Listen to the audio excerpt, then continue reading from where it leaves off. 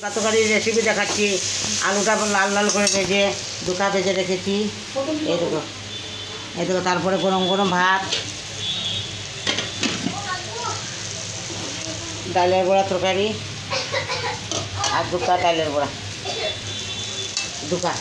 দুকা রেসিপিটা দেখো বন্ধুরা।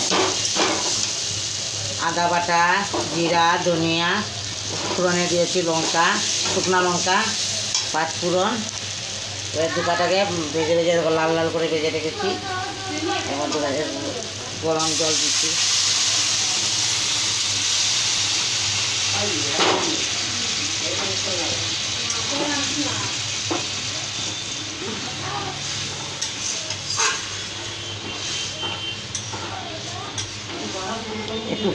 একটু ফুটলার পরে দুকাটা দিয়ে দেবো। আলুটা সিদ্ধ হয়ে গেছে দেখো বন্ধুরা, আলুটা কি সুন্দর সিদ্ধ হয়েছে। আলুটা সিদ্ধ হয়ে গেছে, একটু ফোটার পরে দুকাটা দিয়ে দেবো। একটু জল লাগবে।